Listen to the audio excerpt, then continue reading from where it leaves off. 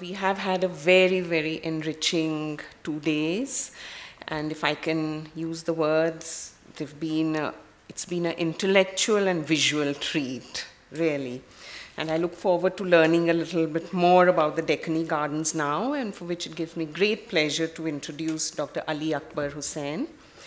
My first introduction to Dr. Ali Akbar was through his seminal book, Scent in the Islamic Garden, written about more than 10 years ago. And we as conservation architects, whether we are restoring Deccani gardens or Mughal gardens or even Rajput gardens, are constantly referring to it. And because it offers insights into garden design generally. So Dr. Ali Akbar is presently the chairman, Faculty of Architecture and Built Environment, but till very recently he was heading the Indus Valley School of Art and Architecture in Karachi, a name which I think is so much more inspiring than, are just schools of planning and architecture and faculties of architecture. So he's been associated with a number of institutions. He's been a visiting scholar at MIT Cambridge, and earlier on had a much longer stint with the National College of Arts in Lahore. But he has been an advisor to a number of projects in the context of the symposium. He's been an advisor on revitalization of the Deccan Sultanate gardens of the IBRAHIM Roza and Gol Gumbads in Bijapur. And he's written extensively on themes related to Deccani gardens, and one of the very few people to do that. And I think since just one word I'd like to add here, one sentence, that since yesterday we've been talking about, how the Mughal period has overshadowed the Deccani sort of culture, the arts and crafts in terms of research and scholarship. And I think the biggest casualty has been the Deccani gardens, because when we are teaching in our schools of architecture, garden design history, Indian garden design history begins and ends with Mughal gardens. And I think it's time to change that. And I'm hoping, as we learn more about Deccani gardens, we'll be doing that. Creating aromance, which is aroma romance, it's a term he's coined, in 17th century Deccan. And Ali, we want all 3 lectures in the next 1 hour. Thank you. Thank you, Priyaleen. That's a tall order, but I'll do whatever I can. Let me begin with a big thank you to Kavita Singh for the invitation to this symposium, and to Anuba Day and all the others who have worked so hard to get me here, including, of course, Amit Judd, without whose help I could possibly not have made it, wouldn't have got my visa in time. I'm delighted to be here, and thank you very much. Last year I was invited to Dumbarton Oaks for a talk about the ITRYA-I-NAURAS SHAHI, a perfumery treatise that was written for Ibrahim Adil Shah II. And I examined this text primarily from the perspective of traditional Unani medicine, or Greco-Arab medicine as it's also called. That perspective still holds today, but I'm also going to be looking at the Deccani poetry, and let's see what light it can throw on the text that I had just studied earlier. My talk is about sense of royalty and not so much about plebeian sense, but I think that distinction is not as strong as we imagine it to be. Most perfumers fiercely guard the ingredients of their creations, but we all know most perfumes are also made up of the sweaty and the urinous and even the fecal odors that we find so disgusting. And those are very much a part of the sense of royalty as much as they are part of plebeian sense. Of the various poetic forms employed by poets writing in Deccani Urdu, the Masnavi offered them the greatest opportunity. It allowed them to manipulate the conventions of the genre and indigenize their works both in terms of theme and description. This in turn meant that their masnavis were embedded in the kingdoms of the Adil Shahs and Qutub Shahs on the Deccan Plateau and served the various interests of their royal patrons. The Gulshan-e-Ishq is the best-known masnavi authored by Mullah Nusrati, poet laureate at the Adil Shahi court. The masnavi testifies to a civilization that love enables, a reordering of justice and peace that, as the poet states, ensues in the union of Zohra and Mushtari, or Venus and Jupiter. The progression of gardens and garden palaces, in terms of which the masnavi may be understood, are stages in Prince Manohar's search for the essence or ras of love. Appropriately enough, it is in his account of the Farah Bakhsh, joy-bestowing garden of union, that Nusrati comes closest in the Gulshan-e-Ishq to describing a state of transcendental bliss. In my search in Hyderabad for illustrations accompanying the text of the Gulshan-e-Ishq, I came across one image which I include here not for its painterly qualities, but rather because it illustrates the meeting of Madmalati and Manohar in a garden pavilion in the Farah Bakhsh Bagh. This image is from one of 8 manuscripts of the Gulshan-e-Ishq in the Salar Jung collections. It dates from the late 17th century and was executed in Bijapur. The garden pavilion, partially shown here, is apparently one of several spaces, as seems suggested by a door opening onto it from another space. This pavilion may be a khwabgah, to which the garden, abloom with lala and sumbul, is attached, literally at its feet. The Persian term to denote such an arrangement of a garden beside a pavilion, common in North India, is Pai Bagh. Another painting illustrates an evening or moon garden, is believed to be of Dakkani origin too, and said to date from the 18th century. The garden pavilion shown is of a kind similar to the one in the Salar Jung manuscript. The pavilion, which appears to be positioned no more than 2 feet above the garden beds or chaman takhte, is a khwabgah, possibly, as is suggested by the time of the day and the figure of the young man gazing longingly at the recumbent form of the female who he has just left, perhaps following a secret tryst. Khwabgah means bedchamber. In his masnavis, Nusrati elaborates how gardens are adorned and perfected with fragrances to commemorate particular holidays.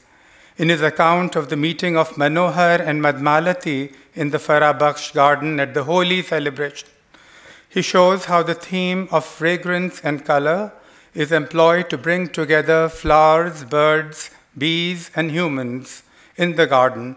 The saffron threads of the saffron crocus are sprinkled on the pilak or the golden aureole. The qubuk and qumriyan are showered with the sandalwood white of the tuberose. The bhavar and bhangraj are doused with chua, distilled aloes wood from the violet, and aloes wood incense sticks from willow catkins, ambergris from the basil's curls, and rose water from flower buds are brought in to beautify other creatures in the garden. In a description of Prince Ali Adil Shah II's crowning in his Masnavi Ali Nama, Nusrati lists the floral crests, reeds and garlands that ornament the flower garden, the garden plots, and the fragrant screw pine garden. He adds that the fragrance of the flowers excels the choicest perfume compositions. In the moon-washed garden, he goes on, light is the sprinkling of a beer from the moon's casket. The opening buds of the moonflower unlock the mystery of chandan or sandalwood. The henna flowers diffuse the fragrance of mehendi. The jasmine is as if scented with the attar of mulberry flowers, the champa with musk. The catkins of the musky willow which is called bead mushk, are ambergris perfumed candles, and the spikes of basil or rehan are precious ambergris itself. The dew-brightened clove flower or karanful is as if revived with rose water, and rose water too appear the scent bottle of lotuses. In Deccani court poetry, particularly Masnavis, fragrance is described characteristically in terms of light. This is not unusual, considering that physicians in the Unani or Greco-Arab medicine tradition, listing the virtues of fragrances, commonly refer to the illuminating functions of certain fragrances. The expression "baas ki jhalkar" or sparkle of scent is one of Nusrati's Masnavis, is one of many examples to illustrate the relation between light and fragrance. In the Gulshan-e-Ishq, the bride's radiance when she is perfumed brings down the glory of the heavenly spheres. And in the Gulshan-e-Ishq again, it is the fragrances of a garden grove perfumed with ancient frankincense trees or loban trees that cause fairies, who are creatures of light, to alight in a pool in the grove. In his Masnavi, the Ibrahim Nama, Abdul likens a garden pool scented with perfumes and lined with trees to the eye that becomes filled with illuminating fragrances when the wind sets the pool into motion.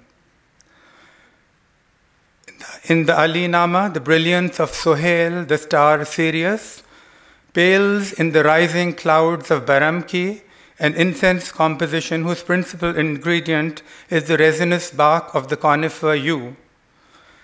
In a munajat in his Masnavi Qutub Mushtari, the Golconda poet Wajhi reminds his readers that it is the fragrant oil of God's mercy which kindles the flame of life in the lamp of the human heart. As such, he implores God to shower his poetic composition with the rose water of heavenly dew to keep it eternally illuminated. Fragrance is seen in terms of color too. In his Masnavi Ali Nama, Nusrati likens the clouds of ambergris incense above the burning coals to the glow of the setting sun in the sky. In the Ali Nama once more, the sky at night, filled with incenses from an Ashura Majlis at the royal court, is transformed into the musk pod of Tartary. Flower buds are spoken of as fragrance-filled caskets of parmal, champa, chandan, and chua, each of which is characterized by a particular hue.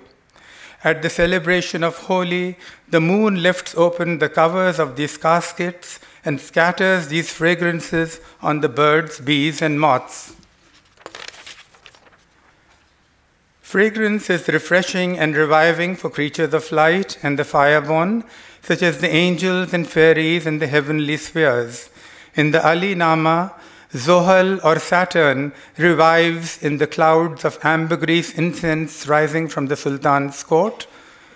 In Rizwan Shahru Afza, the fairies who are drawn to a garden pool by its burning incenses lament that fragrance is the only food of the fireborn.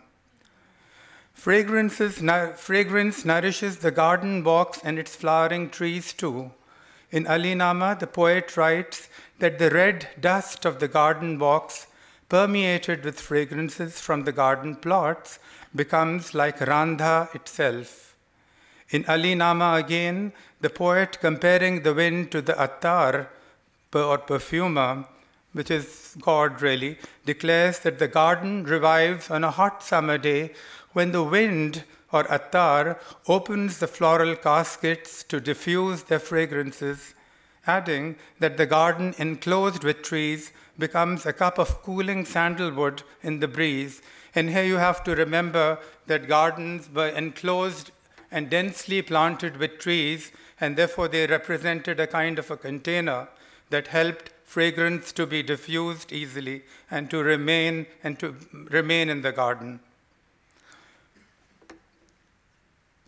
In his Masnavi, the Ibrahim Nama, Abdul describes a garden reception the Sultan Ibrahim Adil Shah II hosts to honor Basant Rao, the god of love.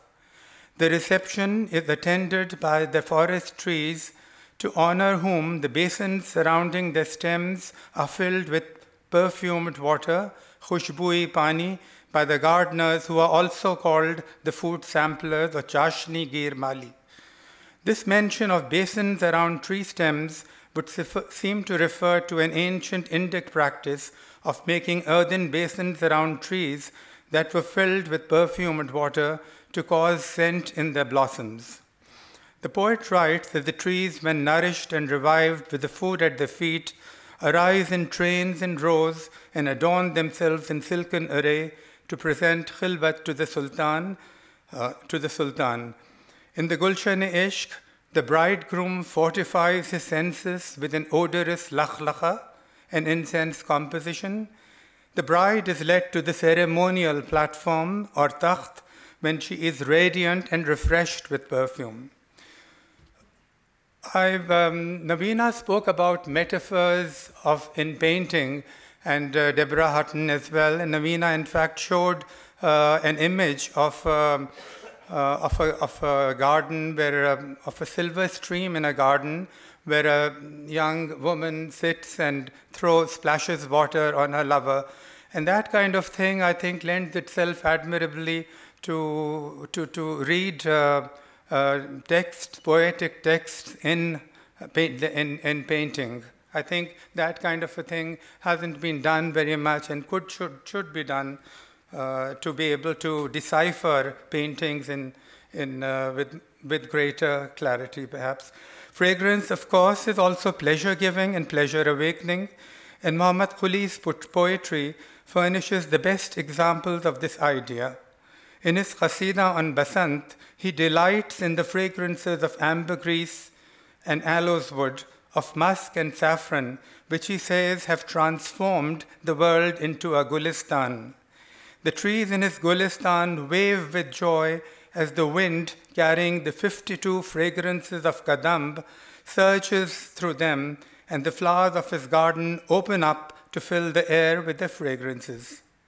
At the commemoration of Nowruz, the Persian New Year, the Sultan urges his ladies to spread joy around by burning oud and baramki, aloes wood and yew incenses, and by anointing their bosoms, literally the hauz khane or cisterns of their bosoms, with kadamb. At Barsat, when his ladies troop into the garden like a train of red rain beetles or bir bahoti, the Sultan reminds that it is time to set aside the cooling scents of hot summers and celebrate the onset of Barsat with appropriate joy-filling odors. The comparisons of floral fragrances with perfume and incense compositions, and indeed of floral forms with scent bottles, caskets, and incense censers, for example, the lotuses filled with humming bees like clouds of oud rising from incense censers, is common in garden description and serve to emphasize the perfection of nature by man. However, it is flowers and incenses from animal secretions and plant parts that are brought together in particular, a point that will be taken up later when discussing a treatise on perfumery, the ITRYA-I-NAURAS SHAHI.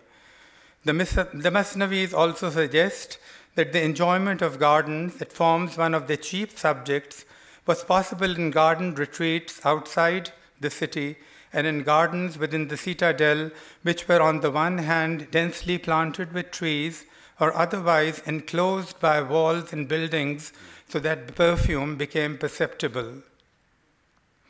Both Sanati in Qissai Benazir and Faiz in Rizwan Shah Ru Afza make numerous references to garden retreats within forested islands,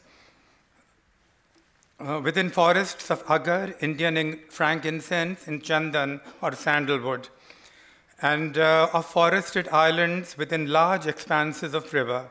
These are references perhaps to the teak or sandalwood dominated forest tracts along the lower reaches of the Godavari River or in the Krishna Gorges, in the Nala Malai ranges. I'm afraid I've missed that slide of the map that I wanted to show, beyond which both the Adil Shahs and the Qutub Shahs had extended their political control by the mid-17th century. The pursuit of pleasure was an expression of the power of Deccan's rulers. By the 12th century, the ideal material environment for such an enjoyment had been codified in texts such as the Manasolasa, the delight of the mind, that was referred to earlier by Omena, and other Kama Shastra treatises. As Dawood Ali states, many texts in early historic India held that and I quote here, that the properly lived worldly life was pervaded by the propagation of felicity or sukh and founded on proper enjoyment or bhog of the world. Ali adds that by the 12th century, nearly all of court life could be divided into an array of enjoyment and pleasures, one of which was the enjoyment of gardens, and one might add the enjoyments of its pleasure-giving sense. In India, the names of many fragrant flowers recall the Indian god of love, Kama or Madan, and frequently connote sweetness and its arousing power. Madan Mast is an example denoting both the edible aram root, which is a renowned aphrodisiac, and the love-kindling odor of a species of Artabotrias, a shrub whose flowers diffuse an apple-like fragrance while remaining concealed within the foliage, just like Madan, the god of love, who was condemned to remain unseen in Indic mythology, but was able all the same to direct his arrows at his victims' hearts. Indian synonyms for aromatic plants frequently too originate in mad or honey to express the honey-like sweetness of a floral odor, of which some examples are madhmalati, a synonym for a climber, a species of Aganosma, and one of the popular arbor makers in the Indic tradition, Madhuvi, denoting another popular climber, a species of Hyptage, and the tree Madhuka indica, which is named for its cloyingly sweet floral odor. Plant synonyms in the Indo-Islamic context originate in the aroma and or ras of plant parts, and aromatic and sweet substances frequently connoted love and arousal in the Indic and frequently in the Indo-Islamic literary traditions. But what kinds of scent compositions and its rasas worked to enhance sensory powers in the gardens and garden-related environments of Islamic India? A 17th century perfumery text written in the Deccan was examined to see what light it could throw on the subject. The treatise, called the ITRYA-I-NAURAS SHAHI, was compiled by the perfumer Nizamuddin Mahmud, and Emma has already referred to that, to the name of the author. I'm sorry, the son of a Maulana Habibullah Sharif, and is recorded on folio 2 of the manuscript gifted to Ibrahim Adil Shah II, Sultan of Bijapur, for his court assemblies. The original manuscript could not be obtained. The one studied is a draft. The manuscript begins with a supplication to God, the eternal and omnipotent, to perfume the hearts from his eternal house of scents, all those who seek his bounty, and to fire the incense censers within their hearts to smoke like fragrant aloes wood. Unfortunately, there is no record of the precise date of the manuscript, since the last folio where such dates were traditionally entered is missing. But, and Emma can correct me on that, but we do know that it was written for Ibrahim Adil Shah II in 17th century Bijapur. The city of Bijapur was the capital of the Adil Shahi Sultanate of the same name, which governed the western side of the Deccan and Peninsular India until it was conquered by the Mughals in 1686, after flourishing for almost 2 centuries. Peace and prosperity, together with ethnic and cultural diversity, fostered a burst of distinctive artistic traditions from the Perso-Islamic to the Indic, and court patronage of both traditions made for a unique syncretistic cultural identity well marked in the period of Ibrahim Adil Shah. Nauras Shah, the king of 9 essences, was the title by which the Sultan came and perhaps preferred to be known, and Nauras had a special fascination for the Sultan. In gifting a perfumery treatise to the Sultan, its author, Nizamuddin Mahmud, had no problem, it would seem, in the choice of a title. It could only be ITRYA-I-NAURAS SHAHI, the fragrances of Nauras Shah. The ITRYA-I-NAURAS SHAHI is made up of 18 chapters or sections called Fasl in 94 folios. The last chapter is incomplete, so possibly the actual number of folios may be more than 94. As the author explains, each composition or muqaddimah of the manuscript or risala consists of a discourse or maqala on one subject of perfumery and is divided into 2 sections or chapters called fasl. There are 8 discourses or maqalas that the author lists, but the total number of sections or chapters is 18, not 16, a mystery which remains unexplained in the manuscript. Each chapter describes 9 methods of preparing an aromatic product, whether essence, incense, or scented oil, each method being called a Nauras type, as Emma has already told you, which probably refers to the novelty of the creation, inferring from a meaning of Nauras as novel essence. The 8 discourses are concerned sequentially with names of single uncompounded fragrances or simples, fragrances from animal secretions, the origin, nature, and benefits of single fragrances, the preparation of abir paste, which is an elaborate aromatic paste made up principally of sandalwood, but including lichens, ginger rootstock, and cut mica, according to the ITRYA-I-NAURAS Chai. 5th, the distillation of ambergris or amber. 6th, the preparation of camphor or kafur and barley powder or jawadana. 7th, the preparation and cleaning of sive or zabad. And 8th, the testing, use, storage, and benefits of musk, ambergris, aloes wood, and camphor, the last 4 being the essential ingredients of all fragrances. Oh, I've missed that one too. The essential fragrances in the view of the writer. The 18 chapters that follow the listing and elaboration of the discourses or maqalas pertain to a range of activities that made up the daily routine of the nobles at the Bijapur court, from toiletries to ornament and pamper their bodies, to the accessories of the built environment of the court, including those for the Sultan's famous assemblies of music. Chapter 1 is concerned with methods for making 9 kinds of chua, literally distilled aloes wood absorbed in sandalwood. Chapter 2 lists 9 recipes for the preparation of abir powder, which is an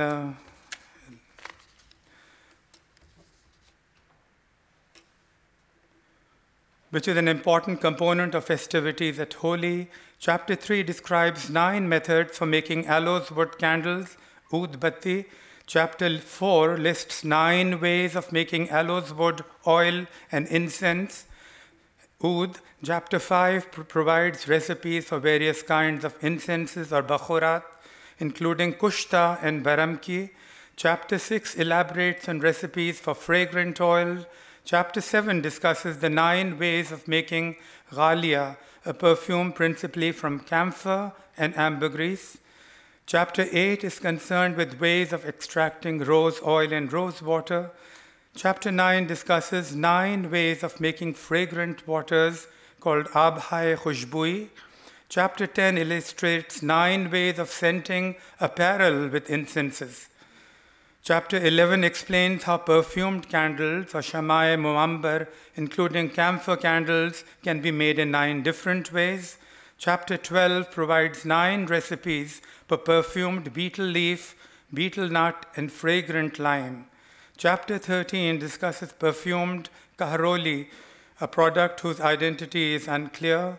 Chapter 14 is concerned with dental hygiene and lists various kinds of scented woods for use as toothbrushes or miswak. The chapter also describes various aromatic gargles, khushbudar gharara, and dentrifices, and discusses the making of perfumed massage pastes or chiksa for the body and scented waters for bathing. Chapter 15 lists 9 kinds of breath fresheners or mukbas.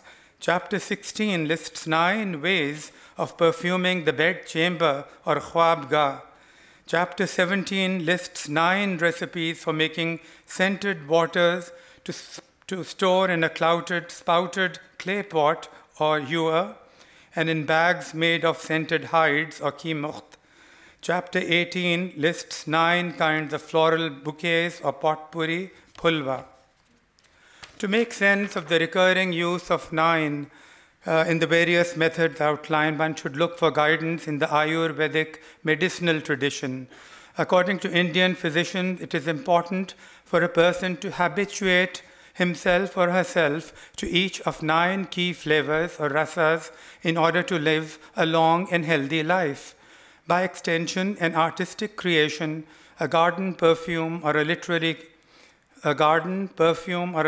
composition has a lasting value when it is permeated with all 9 key rasas, enabling the listener or user or reader, as the case may be, to savor the emotions or bhavas that correspond to these flavors. The popular sweet madhur flavor or rasa that corresponds to the erotic sentiment or mood, Shringara rasa, is said to be symptomatic of the predominance of water in the body and to increase blood, flesh, fat, marrow, semen, and life, and additionally to fortify the 9 senses. If aroma and aromatic substances evoked pleasant and sensual responses in Indo-Islamic culture, it seems natural that fragrances played an important part in the creation of atmospheres for habitation. The ITRYA-I-NAURAS SHAHI devotes a whole section to recording the 9 ways of perfuming the bed chamber of the Sultan, and by example, as was common, the bed chambers of the court nobles. This account holds particular interest for this paper because bed chambers frequently overlooked intimate garden spaces within the citadel or formed part of temporary residences in larger gardens on traveled routes. Thus, the environments described would have been part of gardens within and outside the citadel. Kumatgi, a hunting resort centered on a man-made lake some miles outside of Bijapur, furnishes reasonably well-preserved evidence of a pair of royal pavilions that must have been part of a garden.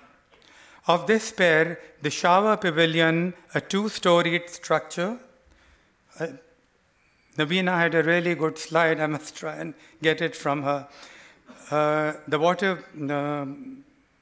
The shower pavilion is surrounded by a water channel and surmounted by a water storage tank, underneath which is a sprinkler where cloud showers could be enjoyed, while peacock brackets on the outer wall faces spout water into the pool.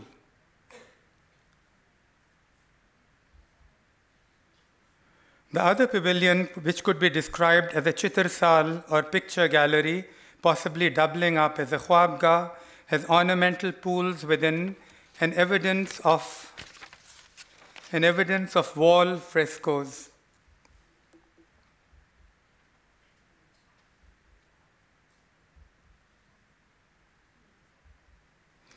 The Sultan's personal model of the pleasure pavilions within a garden was emulated by his court nobles, who built many similar pleasure pavilions at other sites around the vast man-made lake. Unfortunately, these have all but crumbled away. Here you can get an idea. The same pair, the shower pavilion and the chitarsal together. The shower pavilion This is built in the end of 16th century or early 17th century. Oh, in Kumatki, also in Kumatki. I told you that everything is built around this vast tank, man-made lake. So the royal pavilions were built there too, as well as the pavilions of the nobles who had to emulate the Sultan. So this and then a few more. The gardens around these pavilions have disappeared too, although evidence of hydraulic arrangements at the Sultan's pavilions, bringing water from the lake, storing it into a water tower, and channelizing it to feed the various parts has been restored. Physical evidence for gardens attached to palace courts and bed chambers may be found in northern India in the Mughal and Rajput citadels at Agra, Delhi, Lahore, and in Rajasthan. Fatehpur Sikri also furnishes an example of a khwabgah which Emperor Akbar would have used. It fronted an ornamental stepped pool and was connected through covered passages to the harem or zanana. Oh, just a minute, that was part of Kumatki too. The Khas Mahal at Agra Fort is a well-preserved example of a khwabgah adjacent to which on either side are the Bangla Darshan, the imperial viewing platform, and its mirror, the imperial viewing pavilion, and its mirror image, Bangla Jahan Ara. The Khas Mahal consists of an outer open part, the portico or dalan, and a closed inner part at the rear. And the closed inner part at the rear houses the bed chambers, which are walled on two opposite sides.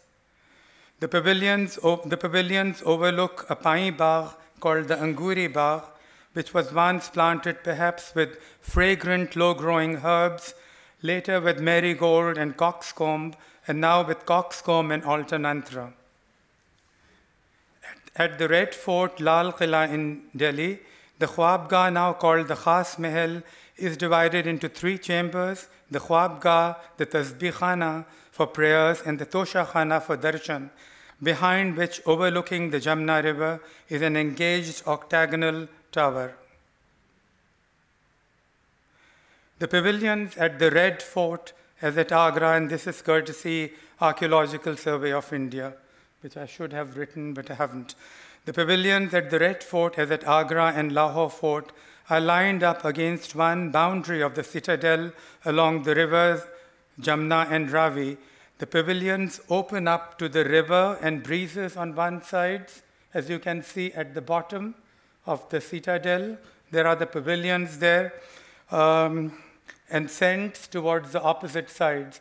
In other words, on one side is the river and the breezes, and on the other side are the gardens which bring in the scents. The Lahore fort has at least two khwabgahs. The one associated with Jahangir consists of 5 chambers and a dalan or portico that fronts a large garden, the whole referred to as Jahangir's quadrangle. The khwabgah, consisting of 5 chambers, was destroyed and rebuilt by the British and now functions as a museum. Shah Jahan's khwabgah is located at the southern end of what is known as Shah Jahan's quadrangle. It comprises 5 chambers in a row with perforated marble screens, the walls carrying stucco tracery and glasswork, or ghalib kari. The methods described by Nizamuddin Mahmud to perfume the bedchambers of the Sultan and his nobles consist essentially of the use of scented flowers of various species, hung or strewn about the room, whose smooth, refined, and well-blended odors are combined with the human pheromones of incense compositions that include barks, woods, foliage, resins, and gums, together with animal secretions. Disappointingly, Mahmud does not provide any insights as to how the various ingredients work together within a perfume composition, but he writes with great authority about the capabilities of these compositions and the individual ingredients to fortify the heart and carnal appetite both. In writing about the first Nauras method, Nizamuddin Mahmud instructs his reader to hang garlands of scented flowers about the room and also strew them on the floor, and to follow this up by burning in an incense censer pieces of aloes wood, ambergris, camphor, and sandalwood. And these were the principal aromatics, by the way, ensuring that the door of the room is closed so that the atmosphere becomes charged with meaning.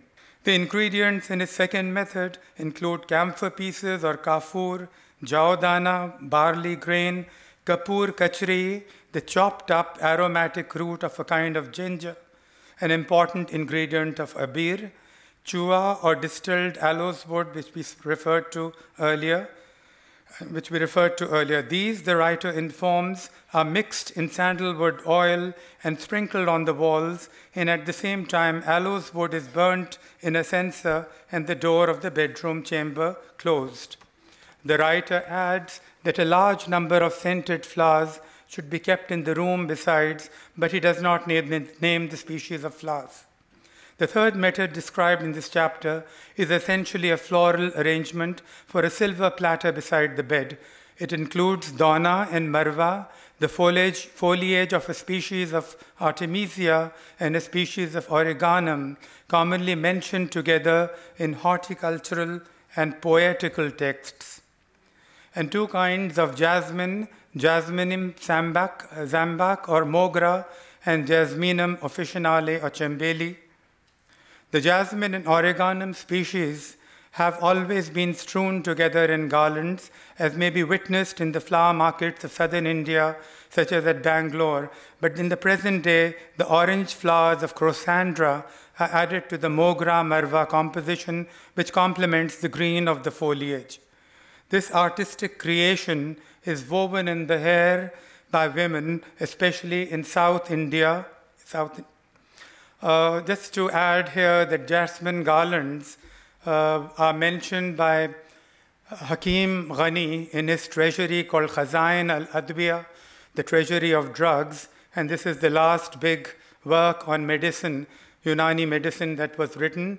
And he writes that jasmine garlands were worn generally because they enhanced sexual drive and, to use Emma's words, increased the production of semen.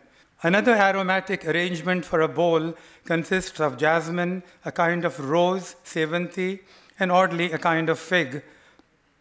As in other methods, aloes wood is smoked, and the writer advises that the door of the room be kept closed to retain the perfume.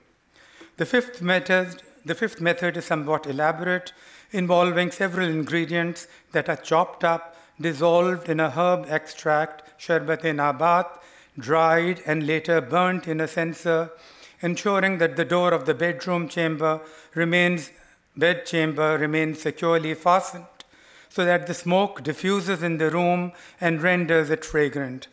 The ingredients listed include abir powder, oud, silaras, which is storax, chadila, a kind of lichen growing on pine, oak, and walnut trees, which figures in the preparation of abir, deodar, the resin of Himalayan cedar, chaubara, an aromatic wood whose identity is unclear, sandalwood, frankincense or loban, misri or sugar, Chinese camphor, nagar moth, the root of a kind of grass, cinnamon stick, and clove bud, and malagir, described by Hakim Ghani in Khazain al-Adwiya as a kind of fragrant wood like sandalwood, which is chopped up and mixed with brick ash to dye and perfume clothes. For the next procedure, the writer recommends that citrons be kept by the bedside near the pillow in a large dish topped with fragrant flowers like the two kinds of jasmine, mogra and chambeli referred to earlier, as well as kuza, probably the musk rose, and gule surkh, the attar rose. Nivali, another rose of fragrant flower whose identity is unclear, and Gule Champa, the showy and very fragrant champa flower.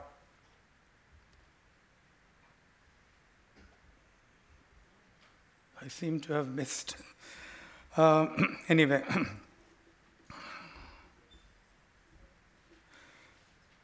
The peel of the fruit was used as a mouth freshener.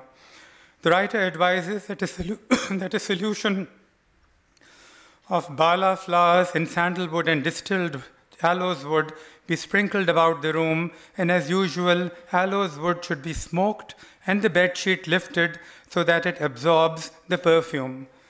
The citron, incidentally, is mentioned in various cultures and used in the Jewish holiday of Sabbath. Its common name, Etruj, Jewish, is similar to its synonym Utruj in Iran, where it is held in high esteem too. Aloes wood is smoked in the next procedure too, and fragrant flowers of all kinds disposed about the room. The writer also recommends that equal quantities of ambergris, musk, saffron, and sandalwood be chopped together and sprinkled about in the bedroom, and the reader is cautioned once more to keep the bedroom door closed. The advice for the following 8th method is to crush together aloes wood, sandalwood, frankincense, musk, ghalia, with an equal quantity of cardamom, and sprinkle about the room. At the same time, aloes wood must be burnt in a censer, and the writer once more reminds that scented flowers should be arranged in the room. The final procedure calls for decorating the room by hanging and suspending garlands of scented flowers of all kinds and sprinkling over these a blend of camphor, ambergris, musk, aloes wood, frankincense, storax, behman, the root of a species of centaurea, and badar moth, the root of a species of grass mentioned earlier, all chopped together and soaked in rose water. Once more, aloes wood must be burnt and the door kept firmly closed. These perfume compositions for the royal bedchamber at the Bijapur court were inspired undoubtedly by the aromatic atmospheres that surrounded the Hindu man about town, Nagaraka, in his habitation. Do I have some time? Okay, that's good. Reference has been made earlier to the syncretistic identity of the Bijapur Sultanate, which resulted in part from Bijapur's proximity to the Hindu kingdom of Vijayanagar until the latter was destroyed. In describing the material accessories of the Nagaraka's bedchamber, the author of the Kama Sutra Vatsyayana writes, and I'm quoting James McHugh here, in terms of aromatics, the Nagaraka or man about town should equip his room with perfumed paste, garlands, a case for perfumes, pieces of the peel of the citron, and also betel wraps. On a morning, he uses unguents, incense, and garlands. In the evening, his bedroom is censed with fragrant incenses. Although Kama Sutra does not spell out the incenses and unguents to be used, it is stated that later texts such as the Nagara Saravasa, the later Kama Shastra, and the 12th century Manasulasa mentioned earlier provide detailed material on perfumery. To consider how the ingredients of Nizamuddin Mahmud's perfume compositions work together, it must be recalled that all the compositions described combine the use of floral bouquets with animal secretions and other incense compounds, a combination of two conceptually opposed odor types. So here are the flowers and there are the incense compositions, and these are combined together. And this is oddly akin to a contemporary artist's choice of sweat and gardenia to permeate her wood and glass enclosure titled hothouse. Mahmud's recipes for the production of incenses are described in detail. But the names of floral scents, this is another one, incenses and perfumes, floral perfumes. His recipes for the production of incenses are described in detail, but the names of floral scents are not even mentioned in some of his compositions. Does this suggest that the incense-based substances served to impart the permanence to each perfume composition and the flowers merely supplied its top note? From a contemporary perfumery perspective, certain animal secretions like musk, ambergris, and civet function as exalting fixatives, while materials like lichen are classifiable as arbitrary fixatives. Musk is said to be an odor carrier and a synergist. It fortifies or improves or transports the vapors of the other perfume materials in the composition, exhibiting both a diffusive effect and retention. But this too is the subject of another extended investigation at another symposium, perhaps. Thank you.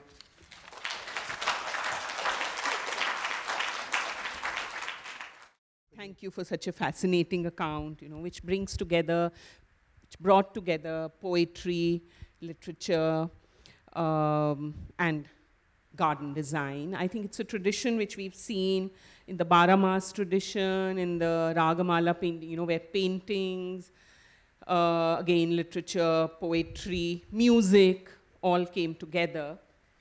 So the first question, which I've been wanting to ask for a long, long time, and I think lots of people in the audience will also be interested, that is there any manual for planting patterns in Deccani gardens? Because we know that, contemporaneously, the Safavid, you've got the Shadal Zira, and 18th century, you've got the Bayaz-e-Khushbui, which is not really a manual pertaining to planting as such. So anything to do with, does it exist? Or? Well, the only one that I've seen and consulted really is called the Risala-e-Baghbani. And that's a gardening treatise, but it doesn't spell out how plants are to be disposed about in the garden. And for that, I've relied mostly on poetry and literary texts. So one will have to, if one is restoring Deccani gardens, we have to depend on other sources. So that would be true for Deccani gardens as well? Why not? It would be true for it. And I just wanted to add that, yes, it's the ambience that needs to be restored, not the actual planting. The spirit of the garden is what needs to be restored. It's not authentic planting, because planting changed all the time. Plants really have so much of life. They die out, and there are many herbaceous perennials are very ephemeral. They don't last more than 5 to 10 years. And so planting would have changed inevitably anyway. When one is trying to understand all these different garden styles, for the Mughal gardens, we've got Catherine Asher, who talks about the Mughal gardens being a mix of religious orthodoxy and imperial symbolism, where the two come together, Quranic references. And just like the Rajput gardens, we try to say that they are the celebration of the monsoon, essentially. Mm-hmm. What theme would we pick up in the Deccani? Is there a theme? Would like perfumed garden? Like I said, gardens were enjoyed on particular holidays like Basant and Barsat, and at the celebration of Holi and other important holidays, quasi-religious or religious holidays. Okay. Then, we've been focusing on the imperial gardens, like private imperial gardens. Is there anything known about the more public green spaces in the urban fabric? Well, the royal gardens, pleasure gardens were sometimes thrown open to the public, especially after a royal visit. The public was brought in to admire the various arrangements of plants that were made to celebrate the visit of the royalty, the Sultan. Okay, but other than that, there is no evidence maybe of... we know of a Bagh-e-Aam in Hyderabad, which is much, much later. But if there were any public gardens, there's no evidence for that anymore. And there's no literature that deals with that. And Omana had mentioned that the Deccani garden, I mean, it's not just one, we are talking about several styles within the Deccani. Can you throw some light on that? I think we are still trying to develop a typology of gardens. And I think the typology is different than the Mughals. It is a distinct typology, but work has still to be done. And Omana, I hope, will be doing that. May I ask, do we have a clear distinction? Okay, it's clear we don't have any clear distinction, but do we understand the distinction between pleasure gardens and tomb gardens in the Deccan? Oh yes, very much so. But actually pleasure gardens were pleasure gardens initially until they became tomb gardens. They were enjoyed first, and later the Sultan was buried there. But then that means that the typology of the garden was the same. Because no, it isn't. No. Tell us about that then. How is it transformed? Well, as I said, we are still trying to unravel that. We haven't actually deciphered that completely. But yes, Gol Gumbaz and Ibrahim Roza and other such gardens, and the Qutub Shahi necropolis, they're all rather different from the kinds of tomb gardens that exist in the Mughal areas. Can I just ask, Ali? Yeah.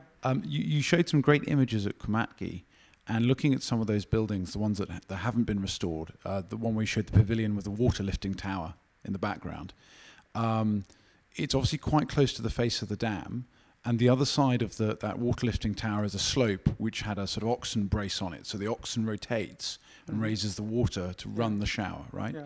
So you've got all these working staff and animals and dung and everything quite close by, and the pavilion is designed, let's be straightforward, for two, right? And you've got your little thing in the middle, and they've got the shower, and there's no kind of, unusually there's not a column, the tank it's in, which is covered with earth, is quite big, so there's not there are no incense holders, there are no candle niches, there are no colonnades nearby.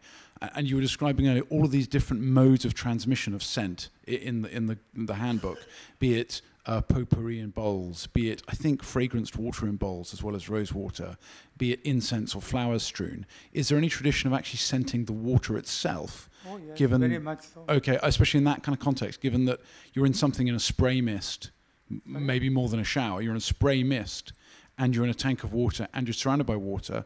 How did they scent the water? Well, I think I made a reference to the scenting of water. Not, I didn't show any images like that, but I talked about it in the Ibrahim Nama, where water is actually centered and trees are lined along it, and the whole resembles, or the whole is drawn into a metaphor of an eye that is illuminated by fragrances when the wind sets the water into motion. Okay. So that, yes. But I can't say if the whole tank was perfumed. That's very unlikely. Right. And in any case, the tank only fills up during the rains. Otherwise, it remains dry for most part of the year. Unless you're next to a dam. Yeah. And just a quick subsidiary, which is you mentioned bowls full of water with scented water. Given the tradition of talismanic bowls and lots of quotations, Quranic quotations about water on some of those bowls, etc., is there anything about the talismanic nature of scent in water or scenting sort of blessed water or anything like that you've come across? I still have to educate myself on that. Perhaps Emma can help me. Would there have been a device like you have in the Gardens of Tea, where you have the color pouches, you have a scented pouch located at the shower head, water coming? It's possible, that may have been possible, and definitely the cloud showers are very similar to the kind of Sawan Bhadon pavilions that exist in northern India. There's this text called, I think it's called Hortus Malabaricum.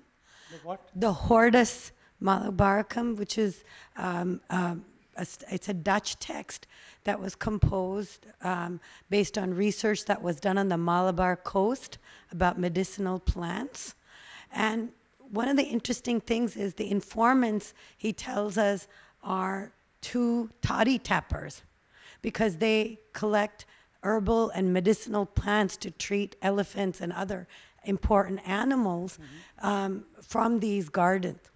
Now, the interesting thing is, in all the conversation, I've not heard anything about gardeners' knowledge and how that's supposed to be incorporated into the making of gardens, the use of gardens, and the rejuvenation of a civic space. That's one question. Second question is, a lot of these items, according to this text that I was just referring to, are not just for pleasure, but they're also understood to treat diseases, as you've, Unani, particularly things like melancholia, which were obsessions at the time. So I'm very curious if this aspect is also there. Yeah, as I said earlier, my paper at Dumbarton Oaks was about medicine, and this one was more about poetry. So that's why I didn't discuss it, because there's only so much I could put together. And as for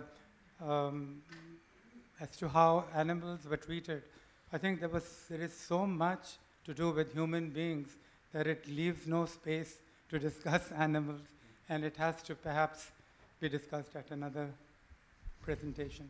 I haven't read the text that you are. Can I add to that, Hussain Saab? These traditional knowledge keepers, whether it's in architecture, we talk of Sthapatis, Sompuras, Maharanas, Charis, Malis in this case. What were the communities called that were the repository of this knowledge in either in Pakistan or your experiences of traveling here, who especially looked at landscaping, who built it and who also looked after all the rituals that are related to the landscape? Well, really the only people that I have read about are Malis, gardeners, and Baghban. It's not a community. I don't know. I'm talking about the traditional knowledge, the actual communities. I don't know of, I'm sorry, I don't. I think the major difference between the gardening compared to the Mughals as well as in the Deccan, there is a lot of difference. Because we have mentioned about gardens in the Deccan, but perhaps because of the quality of the soil, the Mughal gardens were formed at places where soil quality was fine, and they spent a lot of money in planning the gardens, the architecture. And although there is mention about gardens in the Deccan, perhaps because of the quality of the soil, they could not grow really fantastic gardens. We don't find any remains of a fantastically planted gardens, except there is one mention of Mir Jumla, who conquered and had a fort at Gandikota, where he tried to plant a garden. Perhaps the soil quality was better. But that is about the 17th century. But even 18th and 19th century, we find only small beds of flowers. I've come across thousands of Deccan paintings, but we don't find any properly planted garden painting anywhere.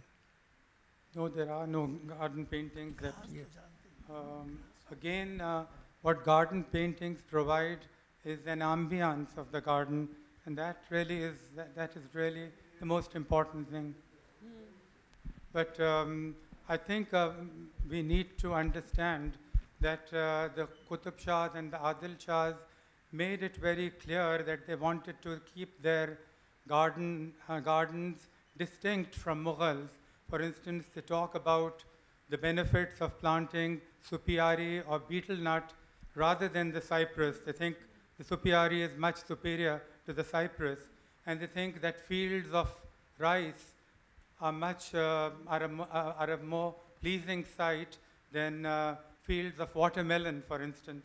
So there is a lot of distinction and lots of other things to do with flowers. For instance, they say that the marigold is as beautiful as the rose, which couldn't be caused to bloom very much in Deccan. So you had to resort to the use of marigold. बहुत बहुत शुक्रिया. Thank you so much for this spacing out and creating a web which is beyond architecture through poetry.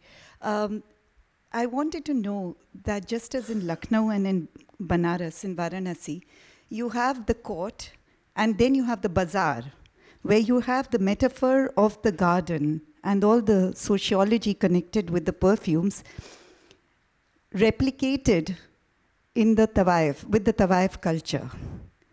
And in Banaras, where you have the merchants and you don't have really the court, you have the Gulab Badi. And so that, and what, so where is the garden which is so courtly moving into the public space at general? Is there any evidence for that one?